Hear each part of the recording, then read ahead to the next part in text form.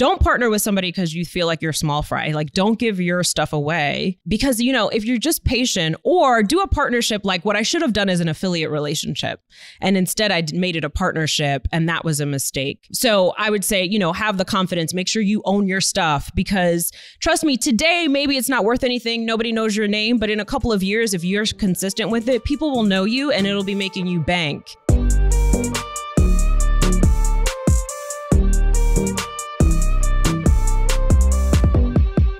In this episode, I talked to Rachel Rodgers. So Rachel is an attorney turned business coach.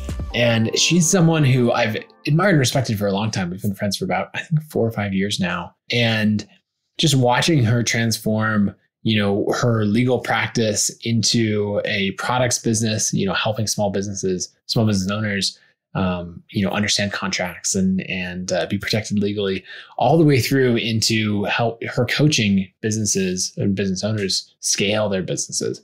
She has an interesting take.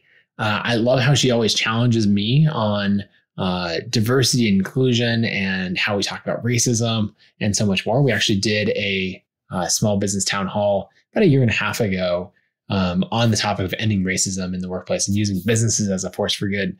And so she invited me on that, and we've done a lot of things together since then. But Rachel's just a ton of fun, and she's brilliant at business, and she's just kind of my hero because of the way that she approaches like scaling a massive and successful business and thinking about brand and everything else, and just saying, I'm going to have a ton of fun doing it. So with that, I hope you enjoy this episode. Rachel, welcome to the show. Thank you so much for having me. I'm glad we're doing this. Yeah. So there's so much that I want to talk about, but going back, I was thinking about when maybe the first time we hung out. I think it was Mastermind Talks. Yes. Where was that? It was in California somewhere. Somewhere beautiful. Carmel, maybe? Yes. Was it? No, it wasn't Ojai. It was the other one. I can't remember. I don't remember where it was. Hanging out, beautiful place in California at the Mastermind Talks conference. And you had a pretty different business then, I feel like, than you do now, or you're in the process of transitioning it. So what was it that you were working on at that time? Maybe 4 years ago, 5 years ago? Yeah. Well, I think that's probably when the transition started. So, you know, I started out as a lawyer. So in 2010, I graduated from law school in 2009, clerked for a judge for a year. And while I was clerking for a judge, it's a 1-year thing. And then you're asked to leave because the new clerk's coming in. Right. Which is it's a prestigious position to work for a judge, you know, and it buys you some time. So you can kind of use that year to decide, all right, where am I going with this career next? And I applied to lots of positions, and I also started thinking about becoming an entrepreneur and starting my own practice. And, you know, I ultimately decided I hated the idea of working for anybody. And so on September 1st, 2010, I started my law practice. And, you know, my clients were entrepreneurs because I had a lot of friends. That was during the 2008 recession. A lot of people were, you know, losing their jobs, but getting severance packages and using those packages. Because while I was in law school, they were in corporate jobs. So they would get these severance packages and start a business. And so I started, you know, doing the legal work for them, setting up their LLC, setting up their contracts, you know, all of that kind of stuff. And so that's how I started my practice and worked with entrepreneurs for 6 or 7 years. And then discovered that I really love selling. I really love marketing. I really love running a business. I do not so much love practicing law. And so that was a transition period. And of course, I couldn't just leave because I was the sole provider for my family. So, and I've got 4 kids now, but at the time it was 3. And so, you know, I slowly just started dabbling with business coaching and teaching, because a lot of people would come to me and say, like, my clients would ask me, how is your business making so much money? Like, what are you doing? And I'm like, oh, are you not making the same money? That's how I figured out I was making a lot of money, because I didn't think it was a lot. Other people's reaction. Exactly. And at the time, you know, I think I, you know, was transitioning out of my law practice, and we had hit around 700,000 was where we were at. Mm-hmm.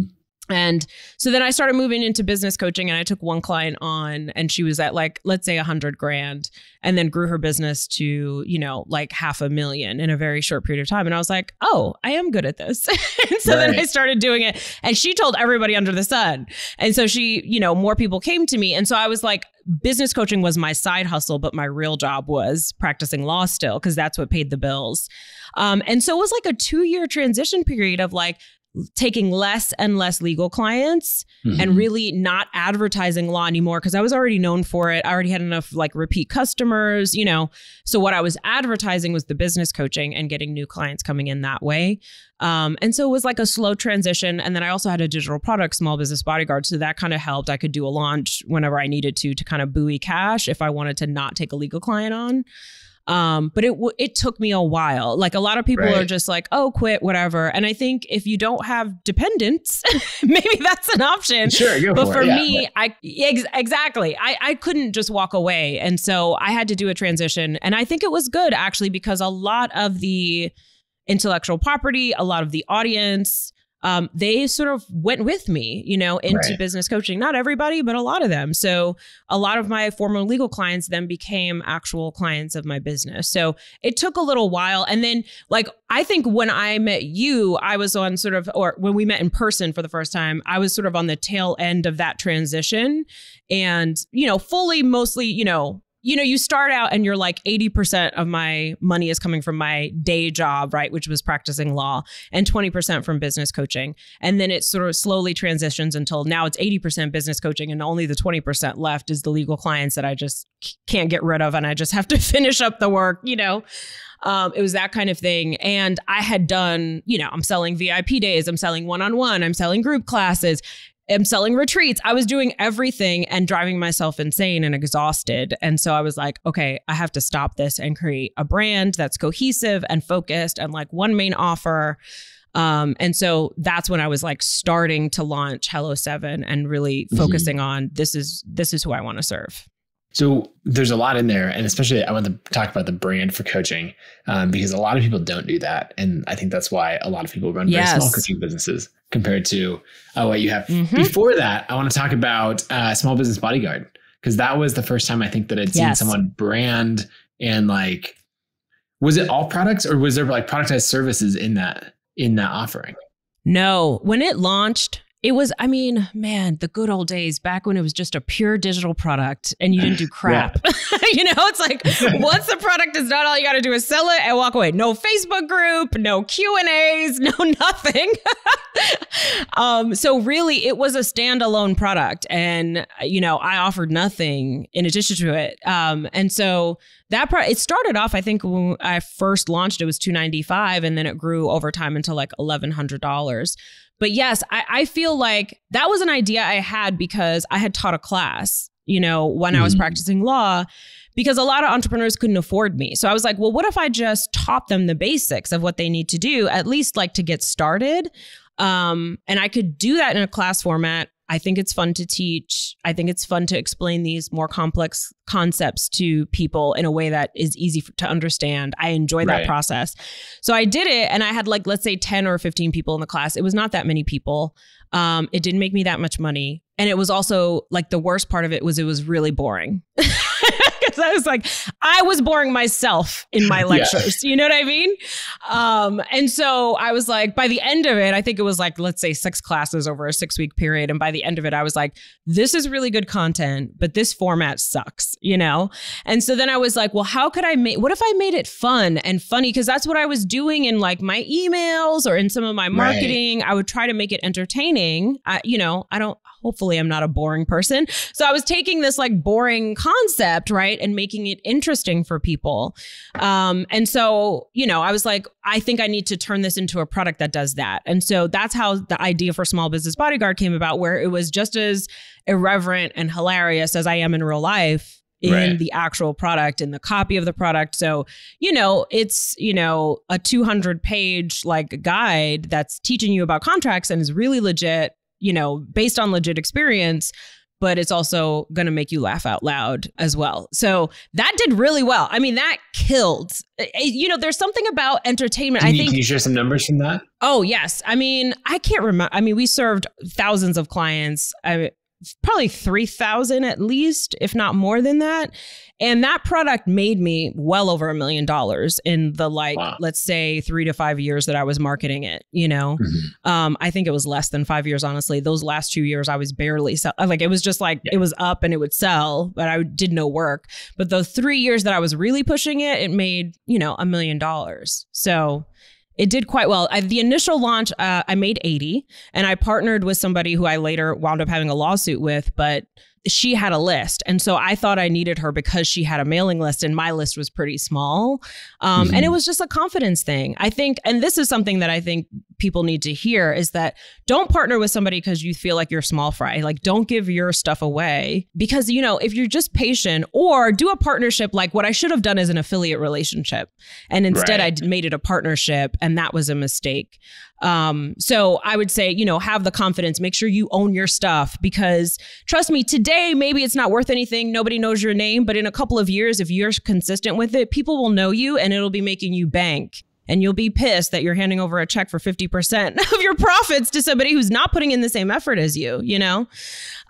So that's something to take away from this. But yeah, I mean, that product did so well and really supplemented my income and really built my audience. And I got a lot of legal clients from it as well, because people would do some of the things themselves for a while and then they'd be like, okay, I've grown enough, or I've run into a place where I don't want to do this by myself anymore. So now I'm going to become a client. So it exponentially grew my practice.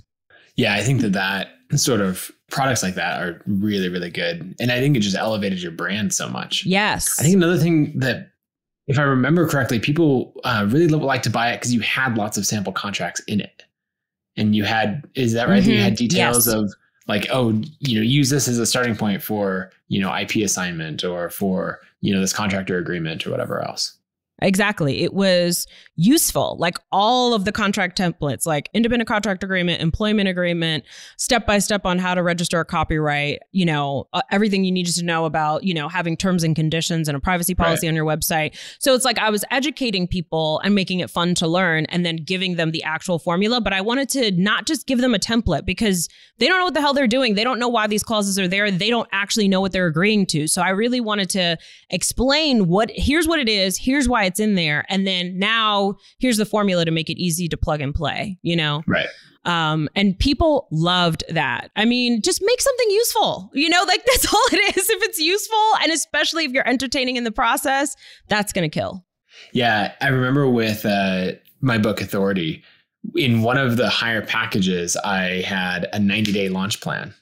And that was like the thing that people wanted the most, was like the exact, like, do this on this day. Okay, you want to launch on September 1st. Yes. Like, here's the work backwards.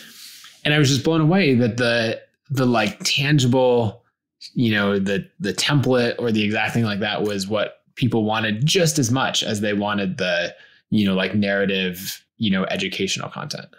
Exactly. And you know why? Because if you don't know how to do that, one, you're either guessing. And so you're like, I don't know how well this is going to work. I have a hunch. Let me try it and see what happens. Right. Or the alternative is you have to hire an expert who's like a consultant who's going to cost you thousands of dollars. So they see the value in that of like, oh, give me this plug and play formula.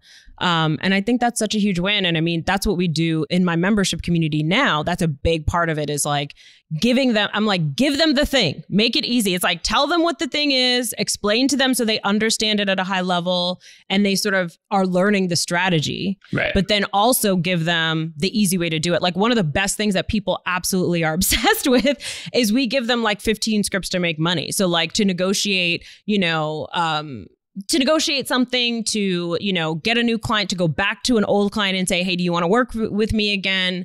To negotiate with your roommates, the chores in the household. You know, it's like we have so many different formulas, and it's like all in email or script form, and people are obsessed with this, right?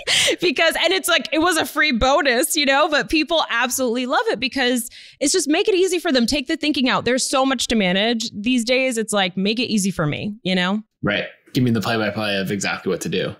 Okay, so let's fast forward for a second. You've got Hello 7 right now, and it's a wildly different business as far as the scale, the types of products. Like, give everyone a rundown on, you know, the business model, and then any numbers that you're okay with sharing.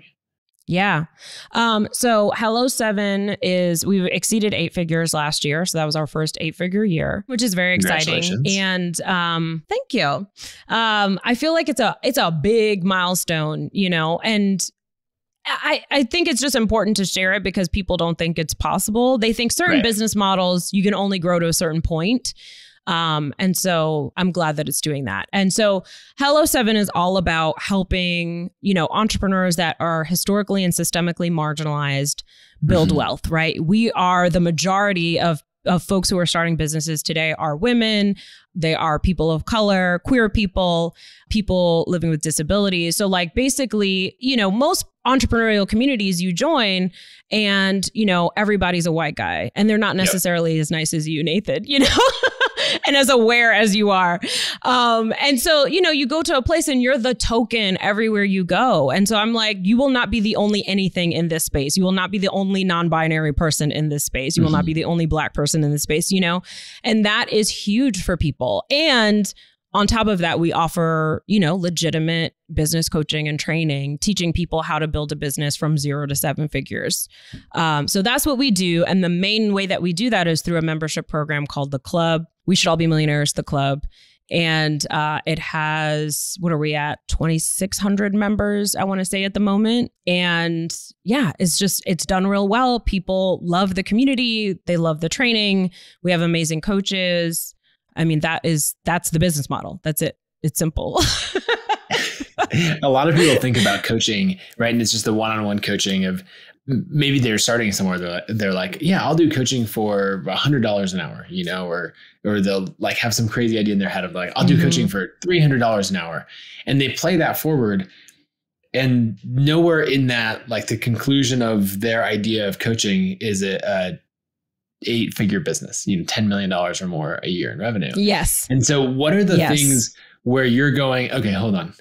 You think of coaching and you think of this. I think of coaching and here's how like it's a real scalable business rather than the side of, I was going to say just trading time for money. Trading time for money is not a bad thing. It's not a bad thing. Yeah. But it's not, it reaches its limits in scale. So I'm curious how you had to change your thinking in order to turn this into an 8-figure business. Yeah. I mean, honestly, when Hello 7 began, I was thinking of it as something that was scalable, beyond what I could imagine. And so, because I had done the VIP days, the retreats, the one-on-ones, the groups, and all of the different coaching things that you could sell, I have done it. I have tried it. I have packaged it in that way. And my clients got results, but I saw that it was going to really limit me, right? Especially, here's the other thing. I was selling 7 different things, so like I had to constantly be educating my client about what's this thing now, Whereas if you stick with one thing, you can be known for that one thing and you're constantly talking about that one thing. And so they know exactly what you do. They know how you do it. They know who you do it for. And so they just have to decide, do I want it now or not? And that's it, versus having to constantly re-educate people on now where you're selling, And so that's why I'm a big advocate for really limiting the number of offers. And it's so funny, we talk about Twitter a lot, and Twitter is like my safe space where I go to hang out. I don't really do a whole lot of marketing there. Yeah. But on Twitter, I posted something that was like, more hobbies, less offers. And it got no traction. And I'm just like, this is a revolutionary concept that will change your life. And they're like, no, we want 1,000 offers. Forget hobbies, all the offers because I think entrepreneurs get bored and they create another offer. And I'm like, please stop, because actually that offer, let's say that offer is going to make you another 50 grand. Cool. Could you have made that 50 grand with the offer that you already have? And would it be easier because you already got testimonials, you already got the sales page? Why are we starting from scratch all the time? Right. And I think it's a lack of confidence where we're like, well, let's try this thing. We're just like throwing everything at the wall until we think something sticks. And there's a time and a place for that in the early days. But at some point, I think you really have to narrow down on a main offer. And that's what I saw. Like I saw the trend being the entrepreneurs that really seemed to be having huge success really had much less that they were selling, either 1, maybe 2 offers, like Denise Duffield Thomas is a perfect example. She's been selling one thing, the same thing forever. You will never no one doesn't know what Denise sells, right? If you know her, you know what she sells because she's been doing it forever. And so, and someone that's taken that program, right? And so I think there's a lot of benefit to that. And I think when we get bored, we should start riding horses, start a farm like you and I have done, like find something else to do for entertainment. Stop creating offers for entertainment because it actually hurts your profits in the long run. I've explained this to people. Anyone listening to the podcast for a while has heard me say this, talk about like building wealth or building businesses as like a shopping mall or a strip mall versus a skyscraper. And it's exactly what you're saying. Yes. Okay, I have this piece of land, so I'm going to, I built this thing. It's my little Radio Shack or whatever. It's got 200 grand in revenue. I'm going to do this other one. So let me add this next to it. I got a Subway next to it. Now that's 75 grand revenue. And you're just going around. You have all this versus what you've done with Hello 7, where you're just like, forget all of that. This is just a skyscraper. We're just building up the same thing. Every bit of effort and momentum goes into how do we make this better? How do we level it up? And exactly. Yeah, I love it. Hello 7 actually started with my first main offer was a mastermind. And so that's what I was selling. And it only had like, let's say 50 people in it. And 50 people was, I can't remember the exact numbers, but it was over $1 million, 7-figure business with 50 people in our mastermind. And that was all we sold. And we would do a live event. So we had like a traveling live event. This was pre-COVID where, it'd be like a 1-day event. And at that event, I would promote the mastermind to anyone who wanted to join. So that was a good marketing. And it was like, it generated a little bit of money, but not much. And it led to the mastermind. And that was the main thing we sold. And then COVID hit and people were scared to invest that much into a mastermind and coaching, especially when there was so much uncertainty about business. And depending on the industry that my clients were in, they might be in an industry that was hit really bad, or they might be in an industry where there's just a lot of uncertainty. And so during that time, I had to really rethink the business model. And so I was like, well, you know what is... And honestly, I think they're almost the exact same masterminds and memberships. It's just the number of people in it, right? Like one is a larger community. And one, you have to, if you're going to do something at scale, you have to find a way to solve for some of the problems that come with having a lot of people, like how do I make these coaching calls super valuable to everybody when we have people at different revenue levels on this call, right? And so you have to solve for some of these problems, so I was like, I have an incredible coaching team. I have a great team. We have great marketing. We have an amazing audience. And we have all of this content. Some of the content we had just filmed in January. So it was like unreleased. And so I'm like, you know what? We have so many rabid fans of our podcast that were like, I really want to work with you, but I can't afford to join the mastermind. And so we were like, you know what? Let's try a membership. And I have to say, I hated memberships. I used to poo-poo them. I'd be like, don't start a membership. It's the worst. I thought it was the worst business model ever. And then, of course, that's what I wound up with. So when you go from thinking it's the worst business model to, being the backbone of your business, you're not wrong about it being a terrible business model if done poorly. Mm-hmm. Right. And like most of them launch, they die out, the churn is crazy high. What are the changes that you had to make for it to go from like not a great business model to one that's incredible? Yeah. Well, I think the first is actually commitment. I think a lot of people do memberships because they think it's a low commitment business model. And that is a lie, friend. It is not true. And I think too, people do it because they're scared to sell something that's more expensive. So they're like, oh, let me sell something for $29 a month or $100 a month, and then it won't be as hard to sell. And this is something that I always tell my clients. I'm like, if you want $1 out of my wallet, you have to convince me, what am I getting for that dollar?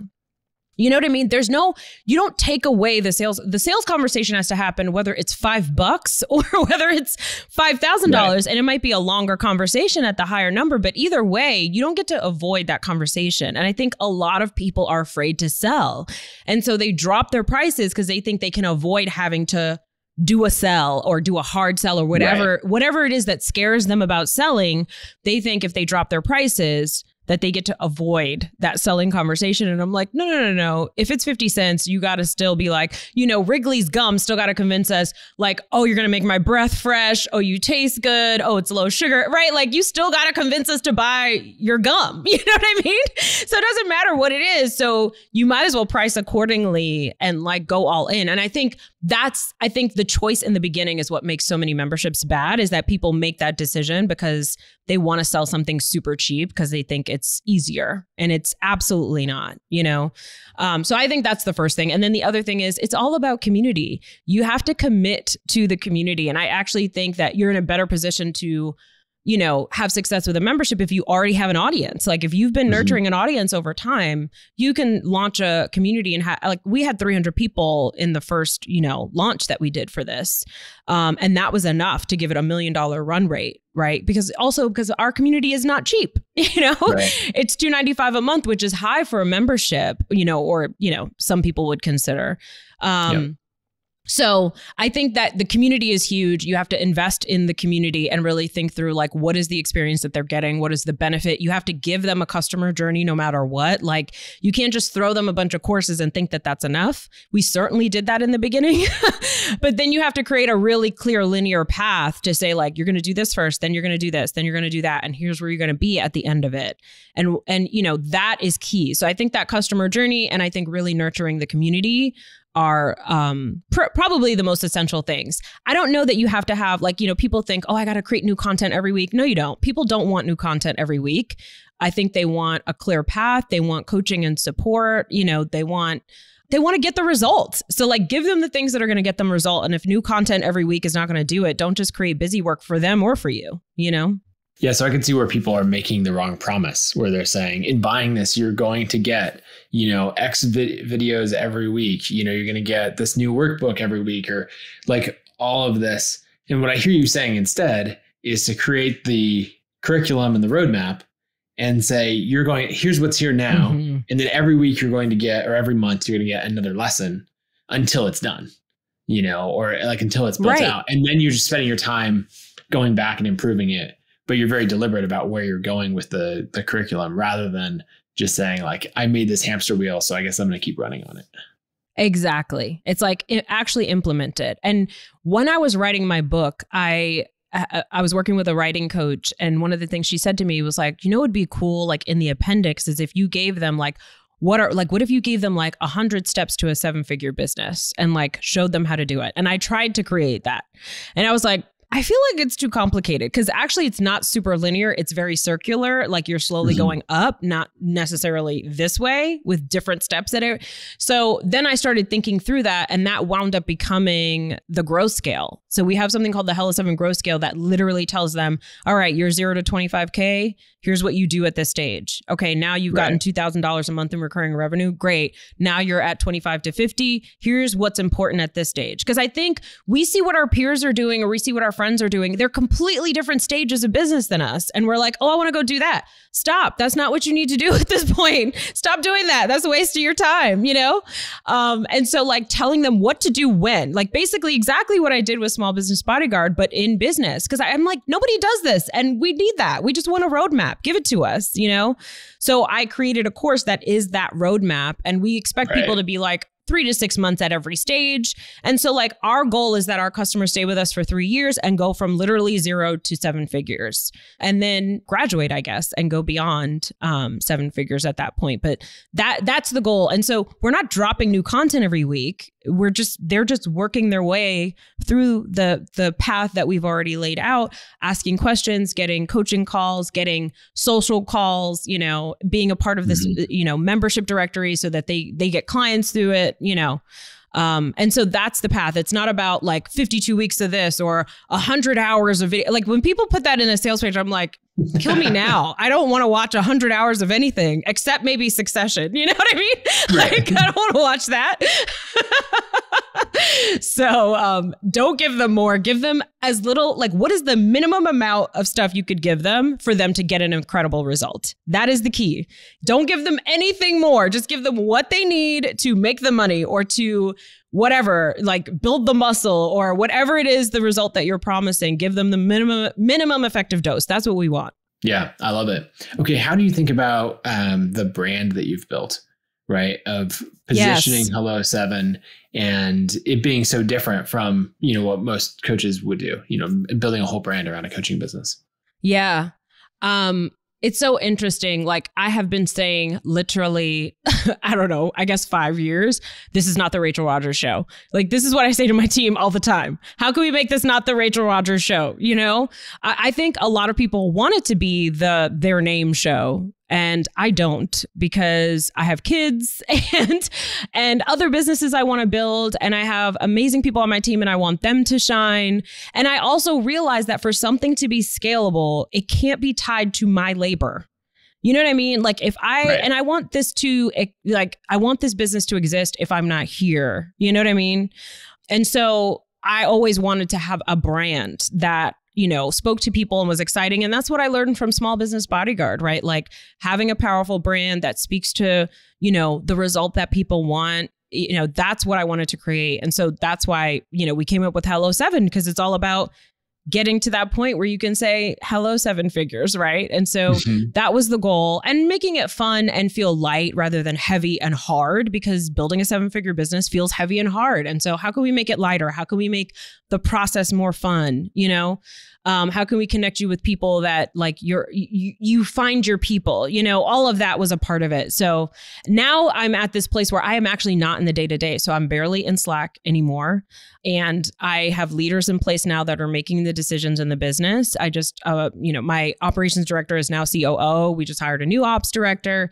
And so like, they just kicked me out of the leadership team channel. And I was like, like I felt a little sad about it, because they're like, you don't need to be involved in every conversation. Like we'll pull you in when we need you. And so like there is a certain amount of oversight. I'm still involved. I'm still the CEO, but I am not making decisions all day, every day for the business like I used to. And I'm letting other people run the show. And it is absolutely magical. So it's like, finally, it's really not the Rachel Rodgers show anymore. It took a little while, but we got there. Yeah, I love it. And what I've seen, you know, about the brand is that it has all these attributes that I know about you, like your values, your personality, you know, so many other things are built into the brand, but most people do that. Like the brand is them.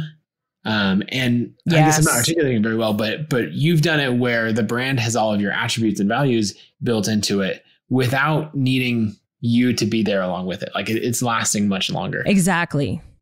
Yes, because listen, if you have a clear mission statement, like we have a clear mission, and this is the key thing about the offers too. If you're creating 50,000 offers for 12 different audiences all the time, even your team will be confused about what are we selling? Why are we here? What are we doing? What's the point? And so if you have a clear offer, a clear mission, clear brand values that you can express to your team, then you're hiring people who already have those values, right? Like I don't try to teach people my values. They have those values. That's why they want to join the team, right? I can teach them skills, but I'm not going to teach them values. Values is something that you inherently have, right? It's part of our core. So I find my people team wise. And so they share the same values. So it's part of the brand because we all have the same shared values. We're all in the same mission. This mission is important to all of us. And so we're all using that as a filter to make the day-to-day decisions in the business. And I think that's how you kind of build a brand that can have your personality, share your values, you know, have a key mission, but you don't have to be there every day. And I think this is true for more entrepreneurs than they realize. If the key thing is you have to do what's scary, which is literally walk away. You have to exit Slack. You have to stop talking. Don't come to every meeting and just start going to meetings and not talking. I have this Post-it, stop talking in meetings that I keep on my, desktop, because all last year, that was my mission. Like, let other people lead. I say this to myself all the time. Let them do it. You've hired smart people. Let them do it. So then I just sit back and let them do it. And then try not to talk too much. Try not to direct everything. Try not to make all the decisions. When people come to me and they're like, I don't know, should we do this or should we do this? I'm like, what do you think? And then hear what they say. And almost, that sounds good to me. Let's do that, and just let them lead and let them have the experience of building the business. I think we just have to let go. And also, are you building something that is like a tribute to your person or your ego? Because you're going to back yourself into a wall eventually, and eventually you're going to want out. And there's no way out if it's, there's a lot of entrepreneurs out there Amy Porterfield's a perfect example, she has an incredible business that's also an 8-figure business as far as I know. And, it's amyporterfield.com. Like, I wonder what is the exit strategy for that kind of thing, you know? And of course, you know, she's in a different place than me, you know, than me in life. Like, I got a lot of kids. So I definitely want free time, you know? I want to not build something that requires me. So, and I just, you know, I see this as something that could be a 9-figure business, and that's what we're trying to build it to. And we're not going to do that with everything reliant on me making the decisions. Like, that's just not possible. There is a certain point in which you can't grow beyond that if you are in the day-to-day all day as much. You're going to have your brilliant ideas. You're going to help other people lead when you are out and seeing from the outside looking in and being able to support in that way instead of being in everything, making all the decisions, got your face everywhere, you know? Yep. I've made many of the same moves in ConvertKit, though I'm going to also do the same. Stop talking in meetings, sticky, because that's a good one. So in that path to a 9-figure business, you're going to need the audience to grow, like your top of funnel to grow substantially. Yes. And so something that I'm curious about, and I think a lot of other creators are, is how a book and then PR plays into all of that. Because you don't necessarily need a book in order to grow your business, right? Your business was doing just fine before We Should All Be Millionaires came out. So I want to know, like, what's the strategy there? Why the book? And then how it plays into the long-term vision for Hello 7. Yeah. I think, well, first of all, I wrote the book because I had something to say, you know, and I was curious about it. I felt like it was a big sweeping argument and I wanted to make it in a big way. Like, I didn't want it to just be like a YouTube video or a podcast episode. And I probably did We Should All Be Millionaires as that a million times, you know, in some version. But I wanted to make a bigger statement and I wanted to reach more people, right? I wanted more people out there to know that we exist and that we're available to help them. And I just wanted to make the argument that women and people of color, like, making money is actually not as hard as we all talk about it being.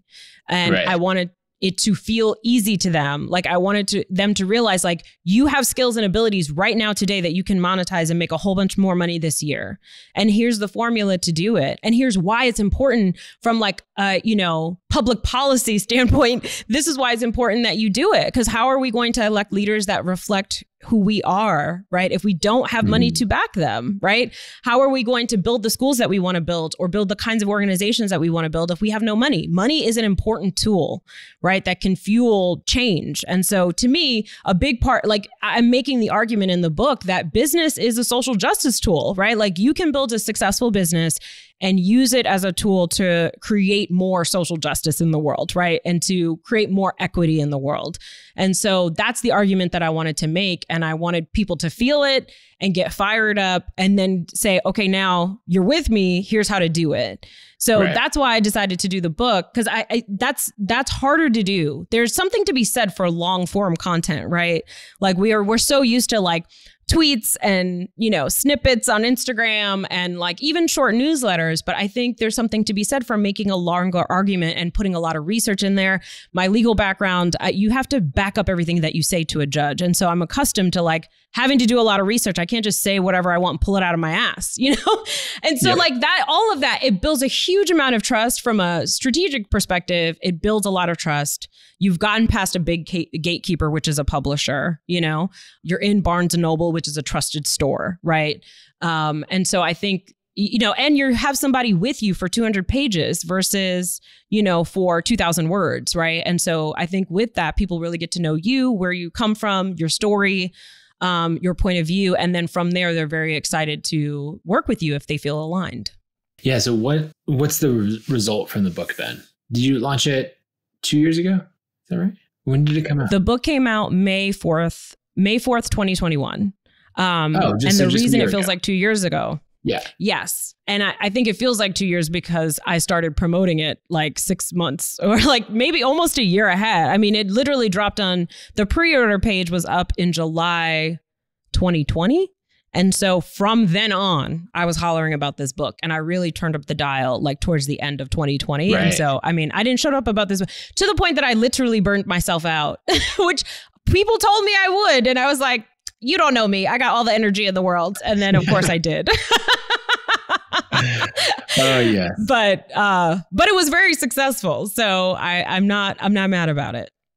Yeah. So what were the goals that you set for the book, and then how did it measure up against those goals, and how's it affected the business, long term since then?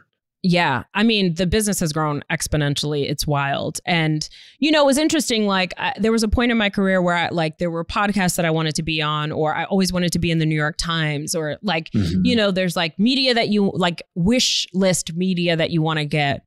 And all of that came to fruition. And it's so funny. Like I had to check myself during the process because, when you're on like recording podcast number 48 in 30 days, you're like, your energy's waning. But like I'm talking to, Lovey or Chase Jarvis or whatever, getting a feature in the New York Times. And it's like, okay, let's be grateful because there was a time where this is everything that you wish for, even though you're freaking tired right now.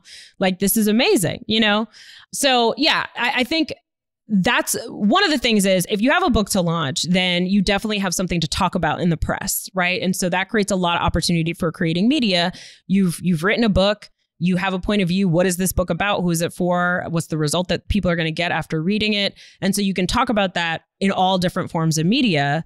And so that's kind of exciting, right? It's something to have a press release about, right? And so I think that's part of it. My goal was to sell pre-order 10,000 books.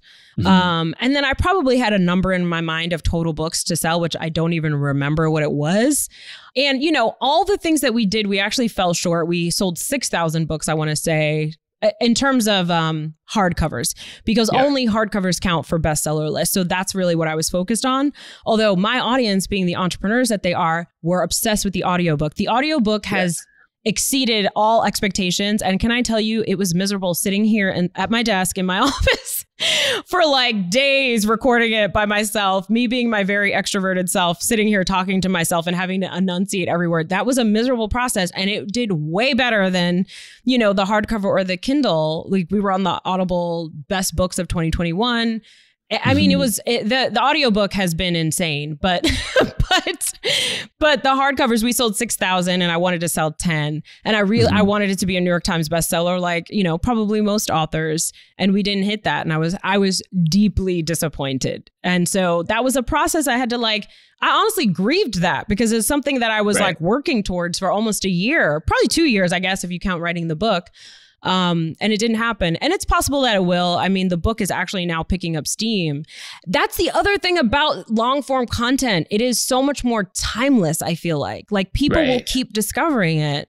You've moved on with your life. You're already working on book number 2 and people are still discovering this book and they are still getting excited about it and fired up. So I feel like it really creates a lasting marketing, a piece of content that will generate business for you for years to come.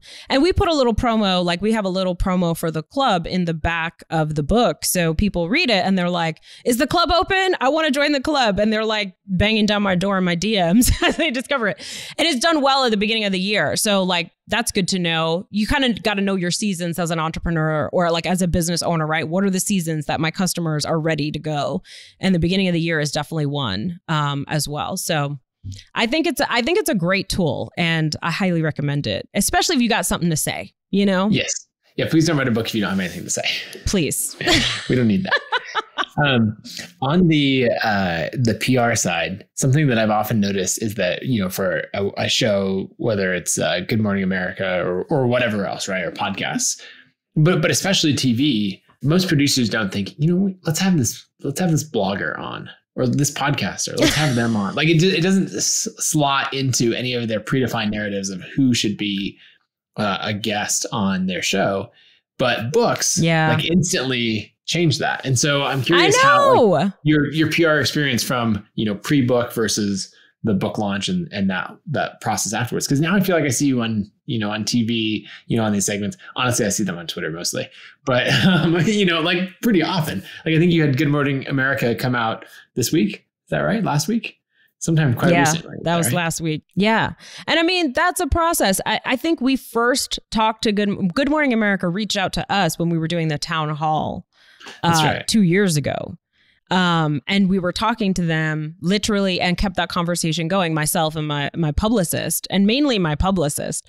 And then I was on GMA3 and then finally Good Morning America. And it was 5 minutes on ABC that I didn't have to pay for. That was essentially an incredible commercial for my business, which is not what I was expecting. I thought I was going to come on and give financial tips. And they were like, no, we want to share your client stories. We want to showcase their results. We want to talk to you. But we had a pre-recorded interview. Then there was a live interview, and it turned into this longer thing that is incredible, you know, but that requires consistency. Like with all things, results come from consistency, you know? And so from the town hall, like once, that video that I had that went viral in 2020, where I was raging against, entrepreneurs who have a lot of, Black people in their audience, but didn't care, when horrible things are happening to Black people in public. And so me just talking about that, because I was pissed, and I really was recording it just for like friends, entrepreneurs that I know, wound up going viral. And from there, I was like, well, I don't want this to just be me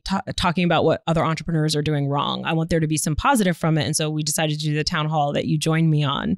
And then from there is when a lot of PR happened after that. I hired a publicist during that time because I was getting so many incoming requests, and I didn't know what was legit and what wasn't. And I didn't really have the time to vet it all. So I hired a publicist at that time, which was like, it's like $5,000 a month. So it's a significant cost. I think there are, you can hire someone for a little less, but it is a significant cost to have somebody else handling all your PR for you. But yes, so since then I have had the same publicist, and we've just pitched lots of different things.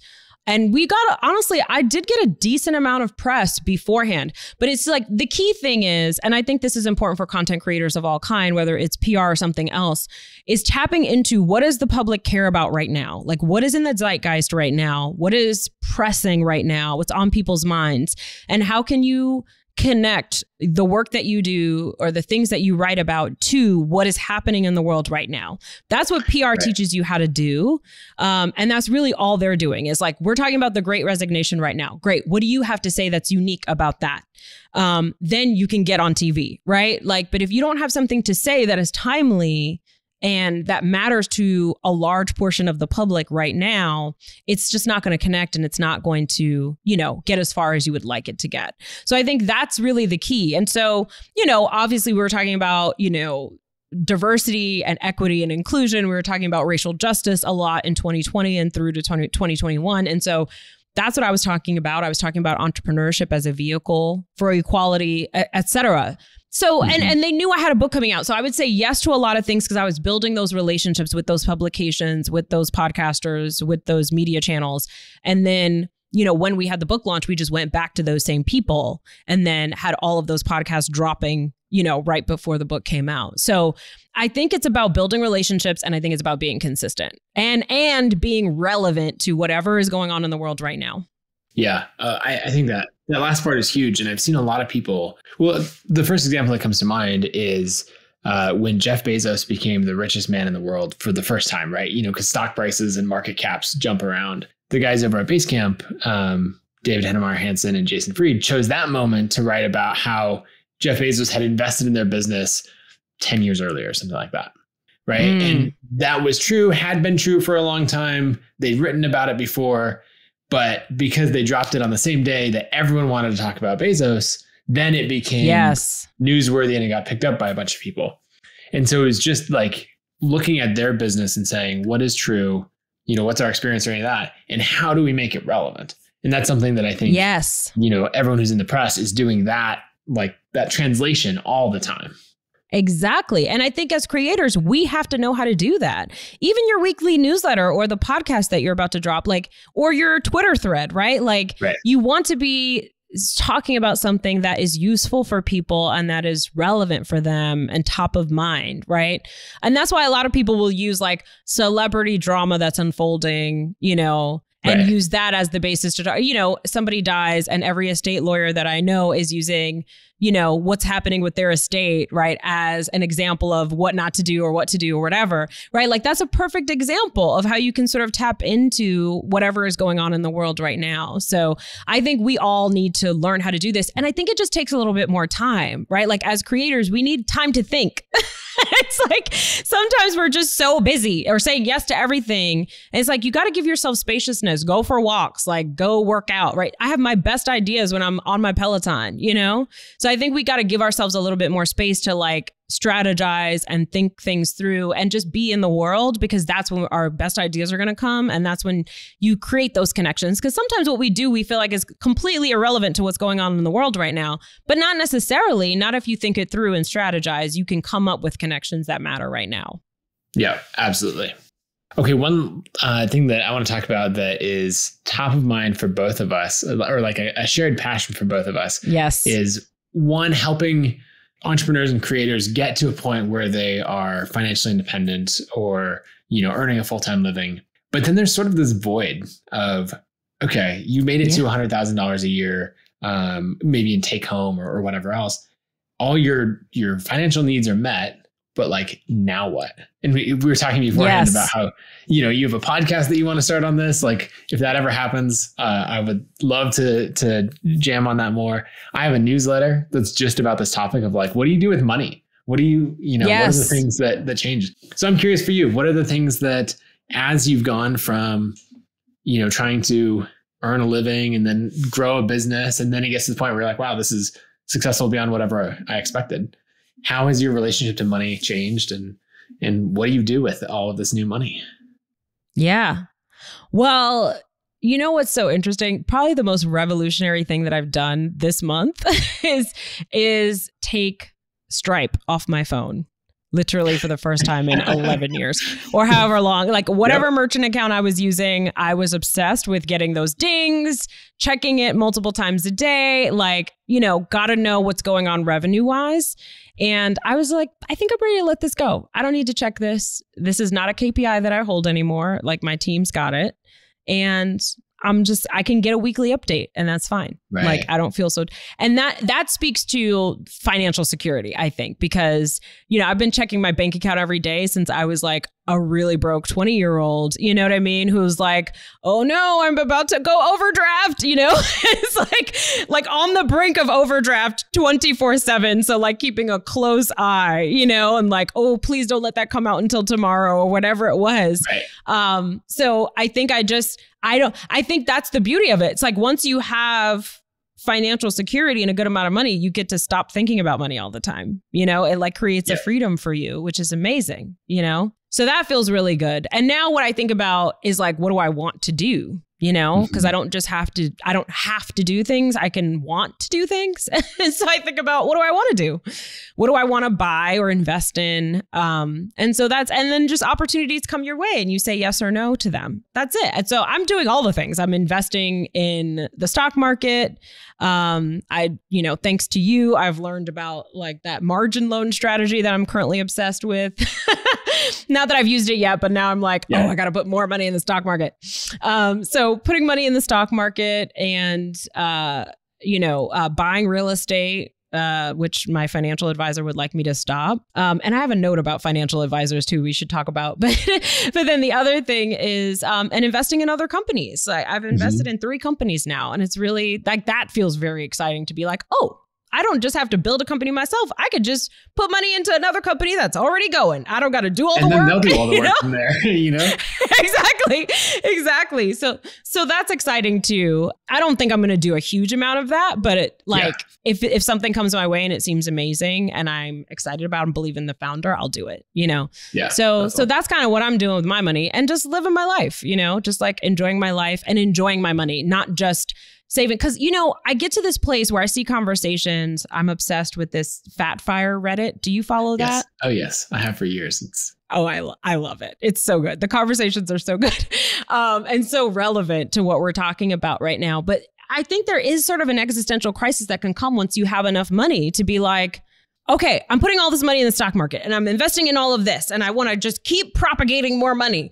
And at some point it's like, what is the point? You know, like, why are we doing this? I'm secure. My kids will be secure already. So like, what is the purpose? I think we can sort of lose sight of that when we don't actually enjoy our lives or don't actually enjoy our money. So I think that's really important, to enjoy your money, you know, and not just put every single penny of it aside for some future that you may not have. Tomorrow is not promised. And I think we all learned that from COVID. Yeah, there's a Twitter thread that I put in my newsletter at one point, because it was a friend saying, what was it? He's like, I only need $100,000 a year, or $100,000 a year covers all of my family expenses. Everything else gets packed into my snowball and rolled downhill. Which, one, I really like that mindset because that's how you build wealth. Like, invest in the next thing rather than inflating your lifestyle.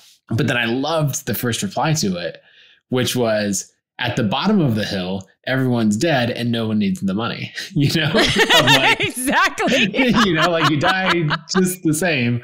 And, and so like living in the intersection between those two worlds is where I love to spend time.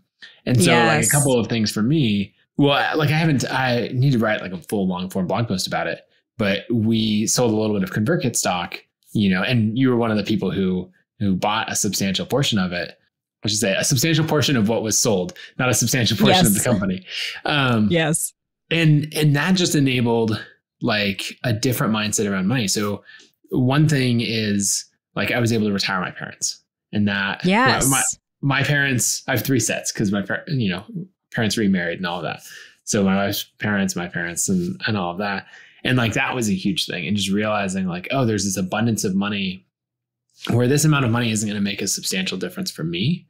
But for them, especially like this year and next year, these next few years, where they can quit working, 3 to 5 years earlier, like that's huge. Yes. Those moments are so rewarding. I just had that moment with my sister, my son, my nephew got into all of these private schools and he's doing so amazing. And she's like, okay, he got it. And now I have to figure out how to pay for it. And I'm like, we're going to cover it. And she just started crying. And I was just like, this is why I make money, for this moment right here. You know what I mean? Like, yep. It's so good. And then the other thing is, I think a money thing or like a new money thing for a lot of creators is that they might have money come in big waves, right? If you do a product launch and it makes $100,000 all at once, and there's the unsavvy side of it, right? Where someone's like, look at all this money. And then like the next month they're like, why am I broke? But I think a lot of creators are savvy. And so they're like, okay, I'm going to roll this forward. I'm going to invest in this thing and all of that. And I like to have a rule that when you have these spikes of revenue and you're making far more than you need, that you have to spend at least 5% of it, if not 10, on a splurge of some kind, where you're like, this is ridiculous. I cannot justify it in any way. It's something that I've always wanted, whatever that is. Like one of our first splurges was a farm, right? Of like, this isn't going to make money. It doesn't, like any of that. And so, and then like another splurge that we're going to do this year is rent a private jet to go to a sailing trip, And so it's those things like I can't justify it in any way other than that it fits within my rule of the 5 or 10% that has to be spent. And it's way more fun.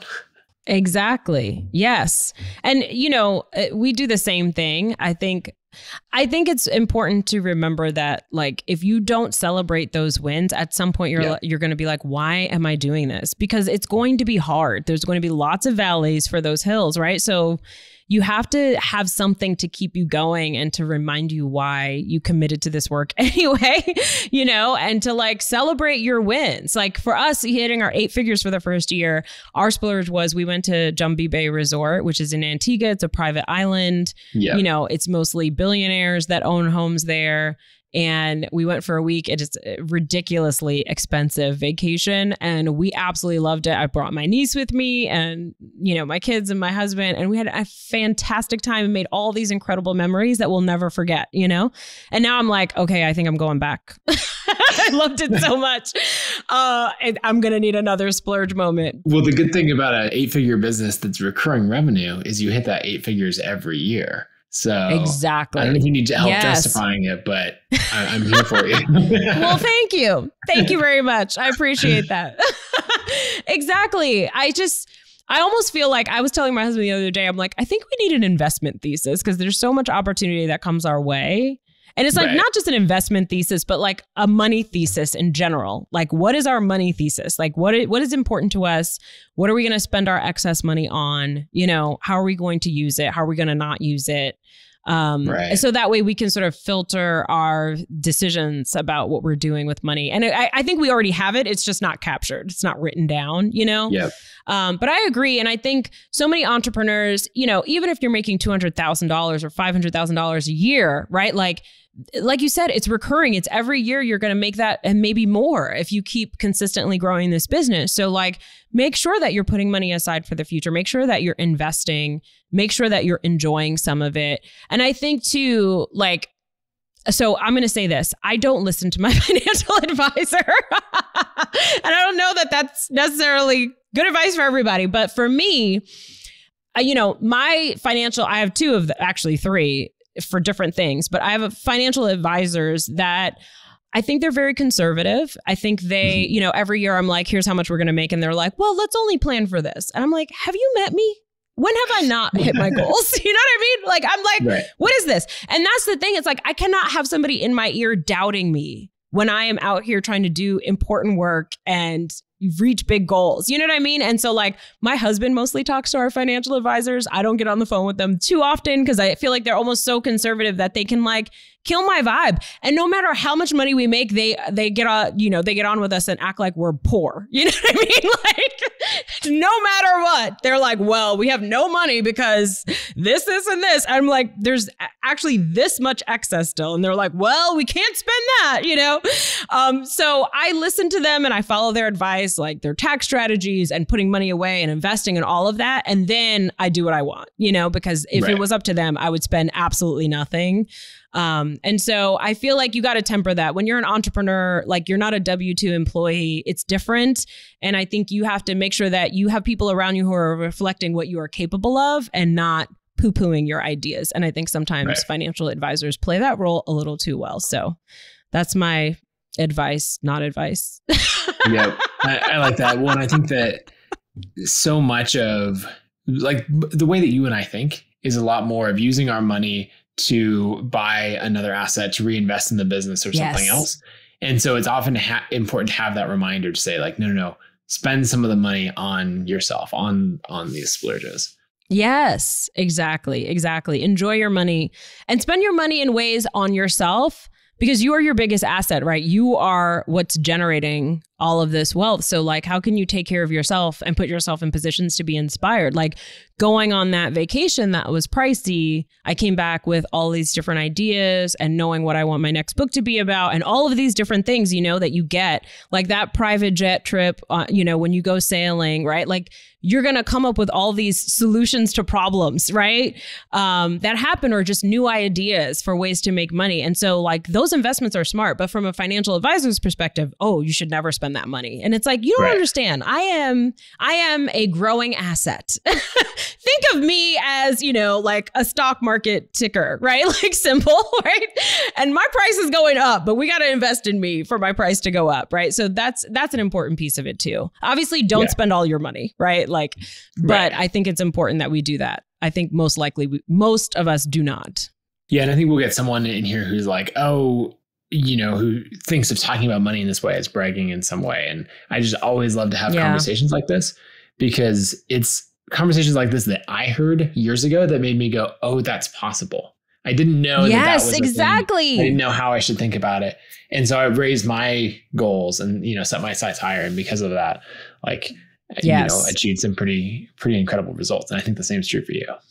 For sure. I mean, I literally walk around with a necklace that says rich bitch. And part of it is because I had somebody from my audience who's actually a client who was like, stop talking about how much you have. And I'm like, I honestly don't think that I do that like on Instagram or whatever, all that much. But I will never stop talking about it because people need to see a Black woman in the world building their own wealth and making it happen just from the ideas in their brain and nothing else. You know what I mean? And I'm like, that needs to be seen a whole lot more than it currently is. And so I'm going to keep talking about it. And if you don't like it, you know, change the channel. Oh, that's amazing. Okay, let's end there. Where should people go to follow you and to check out Hello 7? So we are at hello7.co. Check out our podcast, the Hello 7 podcast. And I'm on Instagram, Rachel Rodgers, ESQ, and Twitter as well. Yep. And Twitter is the less filtered version, a little bit more raw and playful. So that's perfect. Exactly. Sounds good. Well, thanks so much for coming on. We'll talk soon. Okay. Talk soon.